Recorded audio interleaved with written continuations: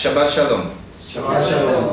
Ok, vamos a ubicarnos en la parashá de hoy, que es la parashá Vayishlach, ¿cierto? Se encuentra en Génesis 32, a partir del versículo 4, ¿cierto? Bien. Génesis 32, versículo 4, dice, y así se llama, ¿no? Y envió Jacob mensajeros. Génesis 32, 4, se llama Vayishlach. Escribir el nombre aquí. Vayishlach. acá distinto. ¿Allá qué verso Hay es? 3, envió ya con mensajero. Ah, bueno, exacto. Entonces en español se corre un poco. Hay que tener eso en cuenta, ¿no? En español no sé por qué los versos van distintos. Aquí es el verso 4. Vayishlach Jacob Menachim. Y envió Jacob mensajeros delante de él hacia Esav su hermano, a la tierra de Seir. Bien. En esta primera porción, para hacer el cuento de la parashá, encontramos ese famoso pasaje que el año pasado explicamos de la lucha de Jacob con el Ish, ¿verdad? Tuvo ahí un encuentro muy interesante, donde salió Shahar a defender a Jacob y finalmente lo libró, ¿no? Todo eso en el capítulo 32, básicamente. Entonces, capítulo 33 habla de una historia, ¿cierto? Cuando ya se encuentran como tal, finalmente cara a cara, Jacob con Esav, hay un intercambio como de diplomático, ¿verdad? No, lleva tú, quédate. Pero igual ocurrió aquí como con Abraham y los hijos de Efrón, el Eteo, ¿se acuerdan? No, pero entierra tu muerto allí, que no hay problema, que ahí está el gratis, toma cualquiera de los sepulcros, pero Abraham ya sabía cuál era el futuro de todo esto. Y dijo, no, véndeme mejor el territorio, yo no quiero problemas a futuro aquí, que vengan después a deshonrar la sepultura de Sara. Y dieron, y porfiaron, y se la vendió carísima. Curioso, ¿no? Porque si se suponía que era, creo que 400 shekels que vendieron allí. Y fíjense ustedes que si hubiera sido realmente algo gratis, le hubiera dicho cualquier bobadita de dinero, ¿no? O sea, vendió carísima. Entonces aquí igual ocurre. Jacob le manda 3 tandas de ganado con un mensaje a Esaú. Y luego aquí cuando se encuentran se ponen a porfiar, no, pero quédate tú con eso, yo no te voy a recibir. Y finalmente se lo recibió. Se quedó con los 3 mandados de ganado, ¿no? Bien, eso es lo que transcurre allí. Y luego, al final de este relato, ellos se separan. Jacob le dice, no, yo te sigo, tranquilo.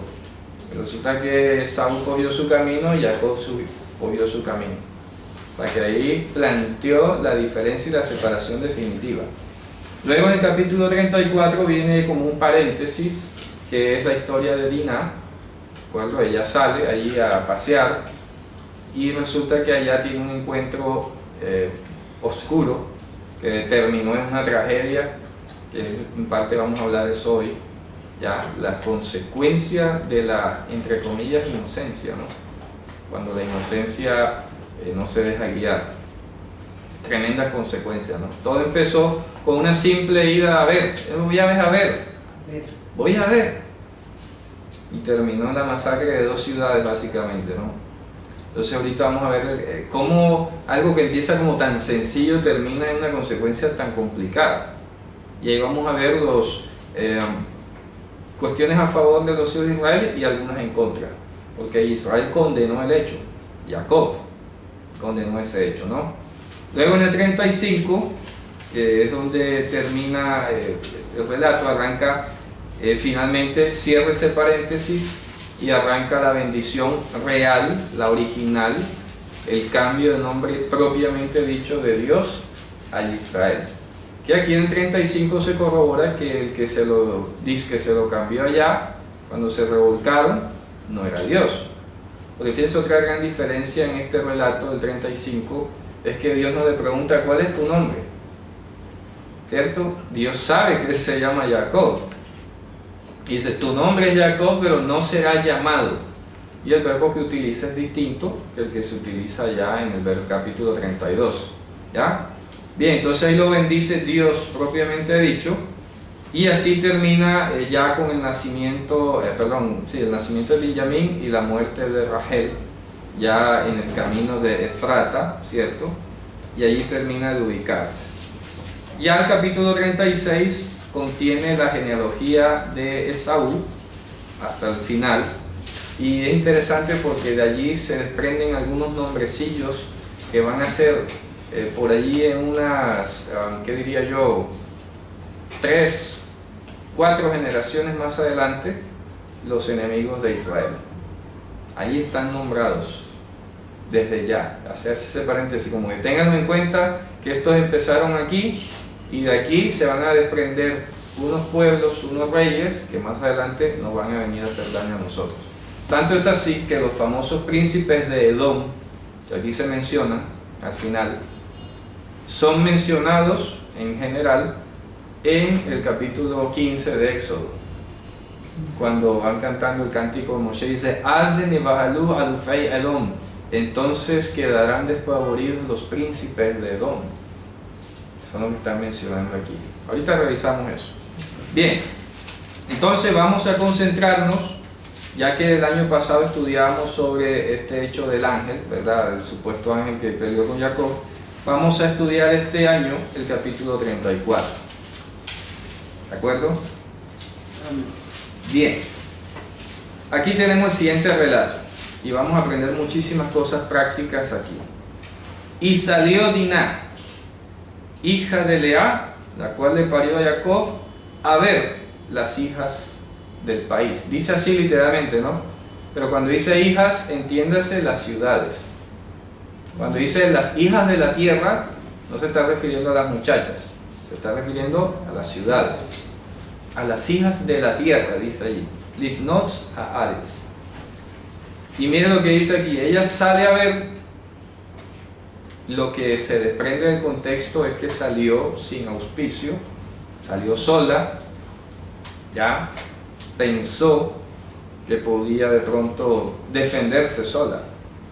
¿Me explico? Voy a ver, nada más, parece algo inocente, parece algo inofensivo, como que no peligroso, pero fíjense ustedes, salió a ver sola. ¿Y qué dice a continuación? Y la vio, ¿quién?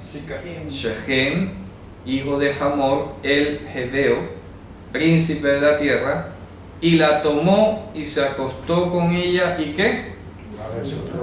Dice literalmente la humilló. ¿Por qué la humilló? Dice que la tomó y se acostó con ella y la humilló. ¿Ya? ¿Voluntaria o involuntariamente? Lo que dice aquí el contexto y por lo que se juzgó después da a entender que ella fue seducida. ¿Por qué? Porque aquí dice que él le habló al corazón de ella. ¿Me explico? Pero fíjate tú que aquí dice, claro, es que sí, esa palabra es clave, ¿no?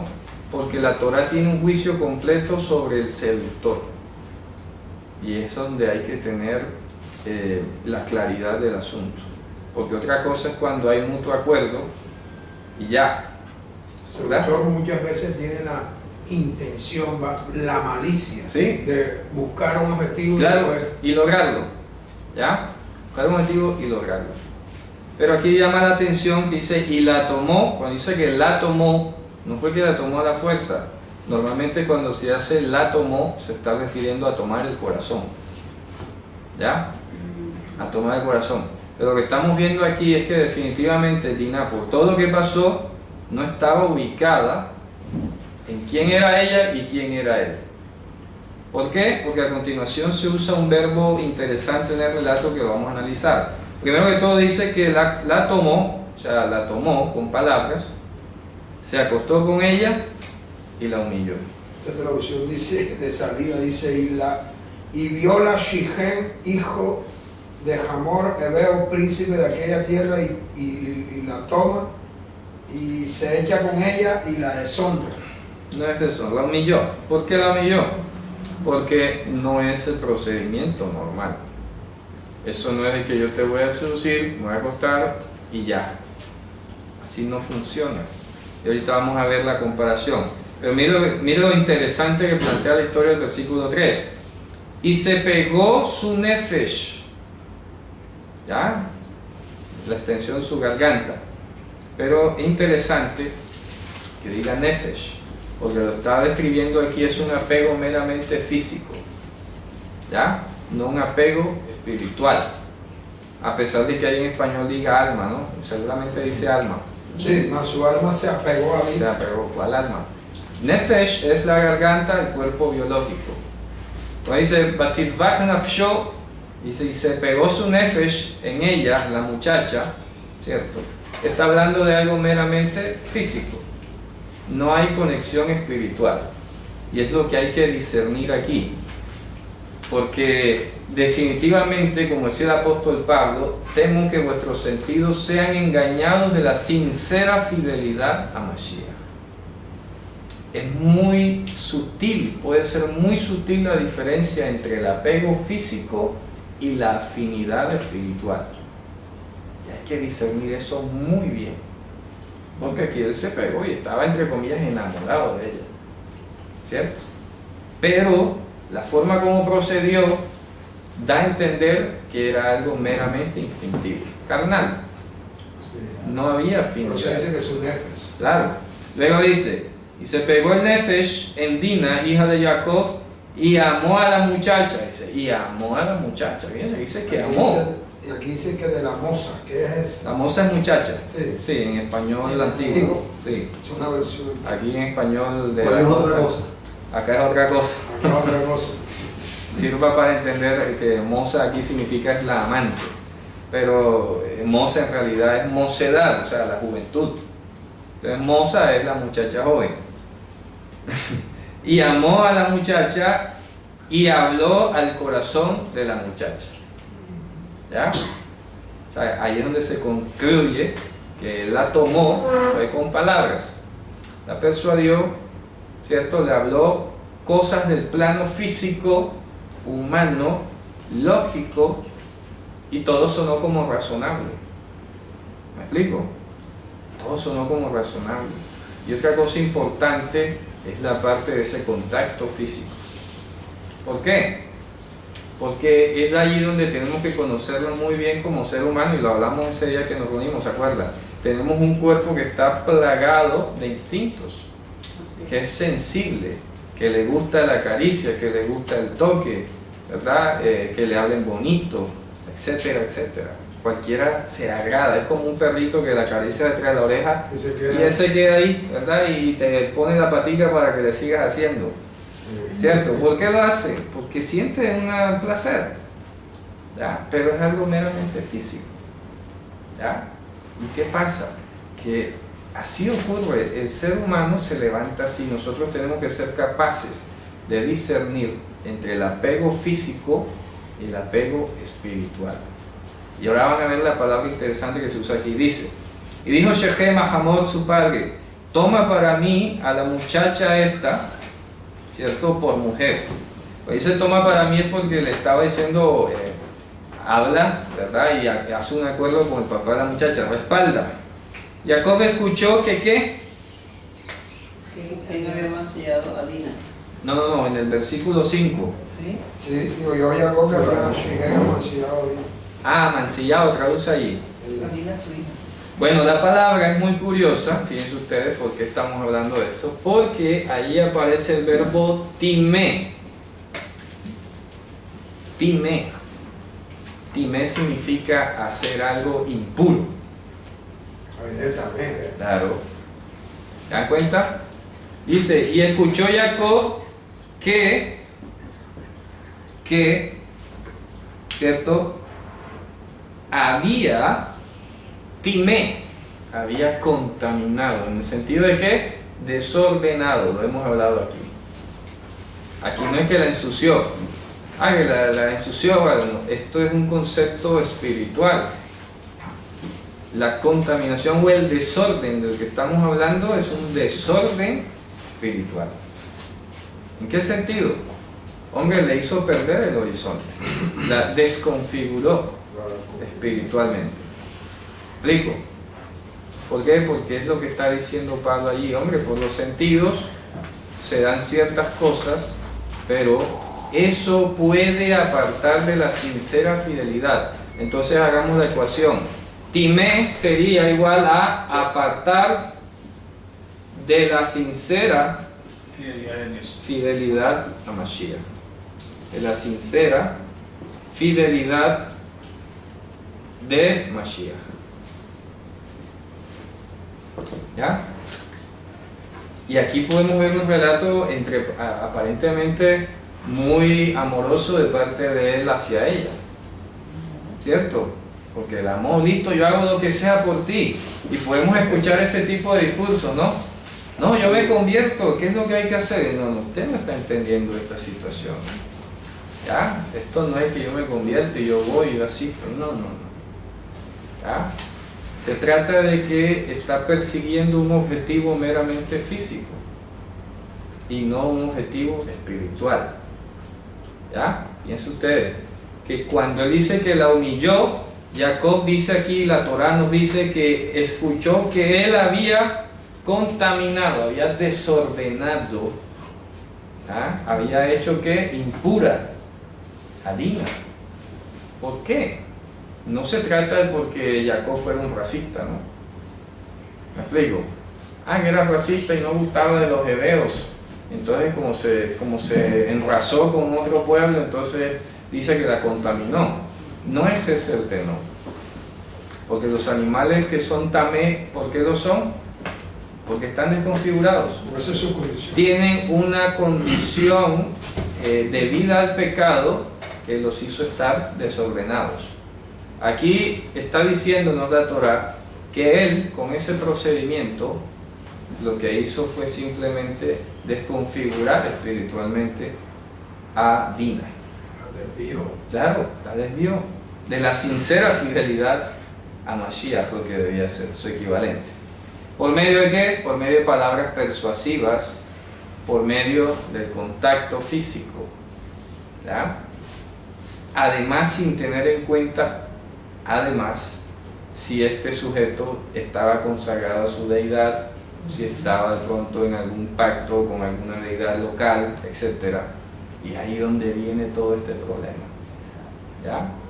Entonces dice, y escuchó Jacob que él había contaminado, había hecho impura o desordenado a Diná, su hija, pero sus hijos estaban con su ganado en el campo, y cayó Jacob hasta que ellos vinieron.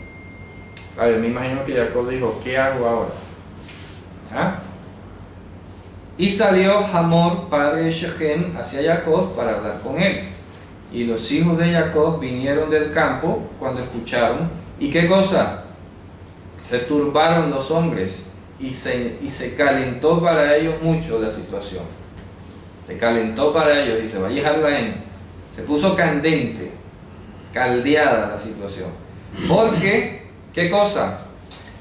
Dice vileza, dice aquí. ¿Qué es ustedes? Vileza traduce allí, ¿qué otra palabra? ¿Qué otra forma traduce? Esta Torah nos está enseñando unas cosas interesantes. ¿Sabe qué palabra utiliza allí? La palabra nevelá. ¿Sabe qué? Nevalá. ¿Sabe qué es nevalá? Nevalá tiene la misma raíz de nevelá.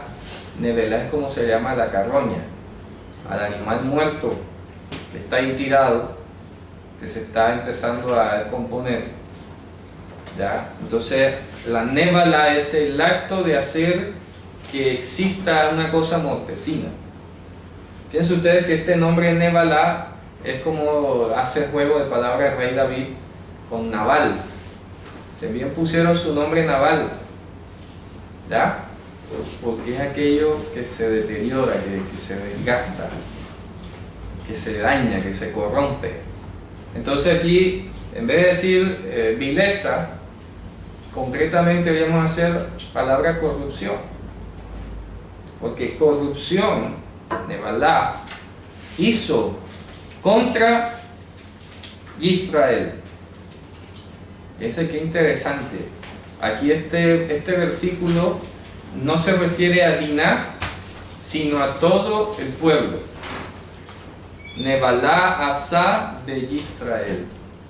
Hizo una corrupción contra Israel, contra todo el pueblo, no solamente contra Jacob, sino contra todo lo que se llama Israel. Entonces fíjense la relación interesante entre esta palabra timé, contaminó, desordenó, nebalá. La nebalá es exactamente algo que está en perfecta relación con tamé.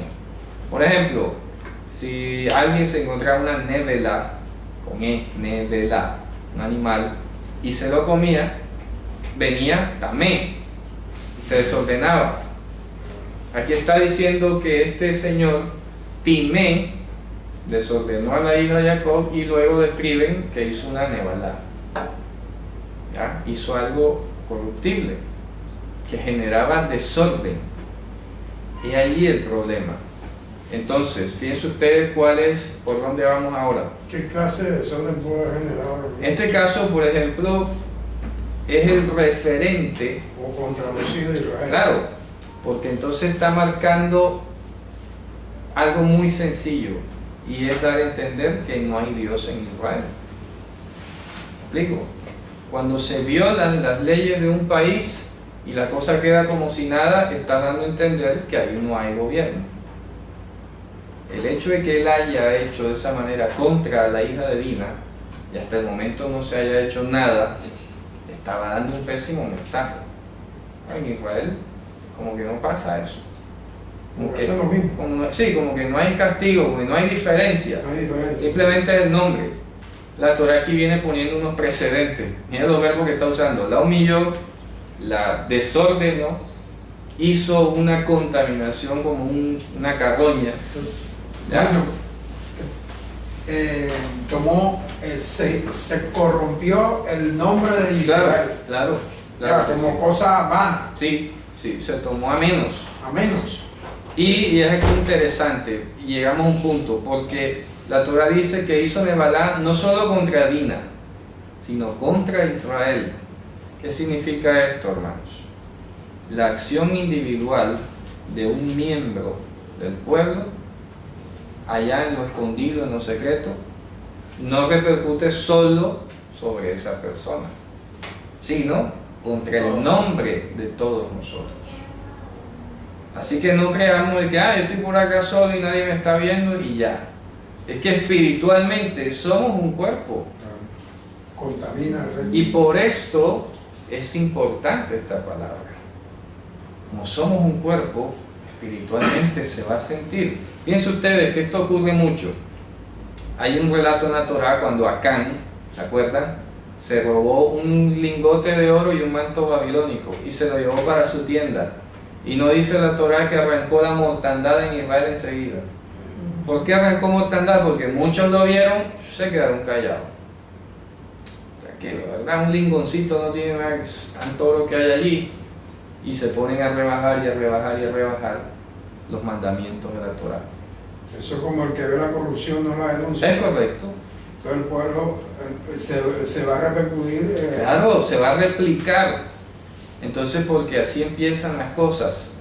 Pero eso no es nada. ¡Tin! Pero entonces viene y contamina a otro, y contamina a otro, y contamina a otro. Y se va regando eso. Por eso era que Dios daba castigos severos. Como un virus, ¿Ya? Un virus. Como un virus. Exacto. Entonces Dios daba castigos severos y decía, y lo verá todo Israel y temerá. Y no se volverá a hacer algo semejante a eso. ¿Ya?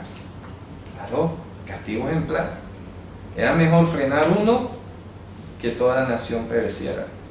Fíjense que ese mismo criterio lo aplicaron con Mashiach, ¿no? Es mejor que muera un hombre y no toda la nación, porque en su criterio humano ellos pretendían frenar a ese blasfemo, entre comillas, y que toda la nación quedara a salvo para que no se replicara esa blasfemia según ellos, ¿no? No se ve que están matando al autor de la vida. Pero fíjense ustedes, quiero enfatizar esto, la acción de un solo miembro del pueblo va a repercutir. Y va a repercutir en la medida de que se haga silencio. Porque el silencio aquí sí es apoyar. ¿Ya? Y Jacob, fíjense ustedes, se quedó callado, esperó a que ellos llegaran, pero enseguida, claro, les contó. ¿Qué pasó aquí, hombre? Pasó esto. Dice, por acostarse con la hija de Jacob, cosa que no se debía hacer.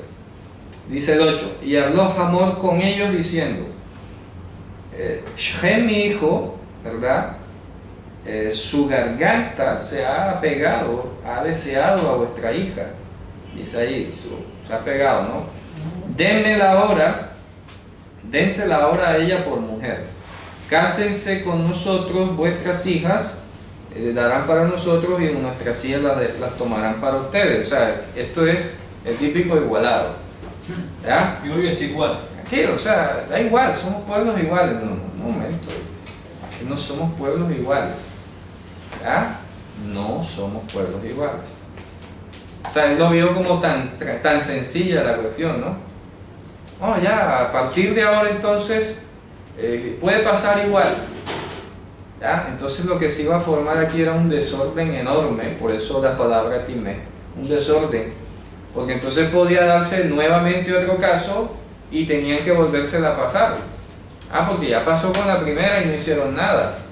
Y ya viene una segunda y viene un tercero y se volvió entonces costumbre. Y resulta que eso no es la costumbre de Israel. ¿Ya? ¿Se dan cuenta por qué el desorden? Porque si pasa con una, pasa con dos, pasa con tres y se replica. ¿Ya? Entonces lo toma como cualquier cosa sencilla, ¿no? Cásense con nuestras hijas y nosotros las toman para ustedes.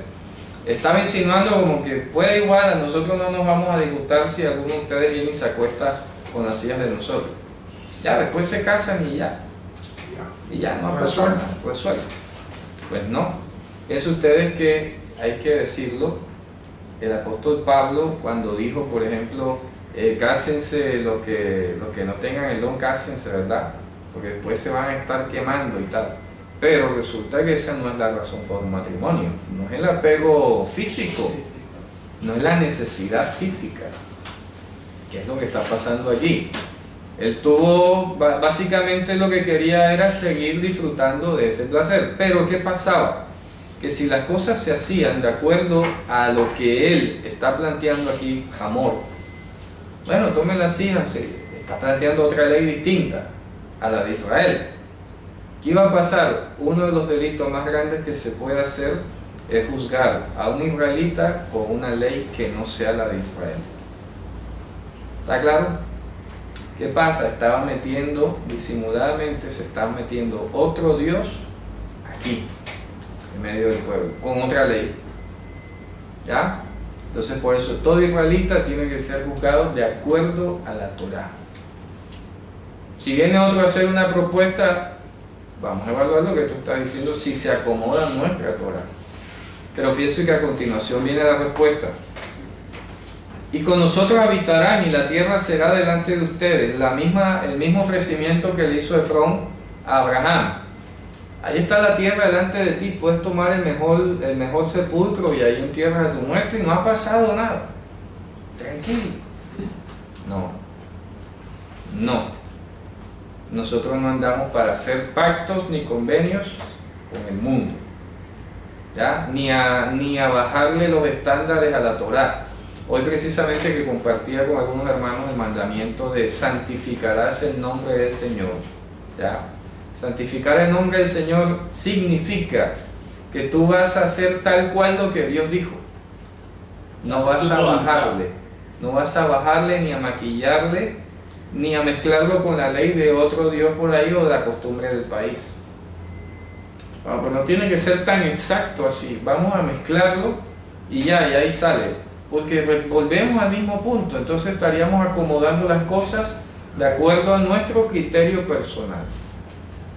Y las cosas no son de acuerdo a nuestro criterio personal, ¿verdad? Las cosas son como Dios lo ordenó. Sencillo. Así de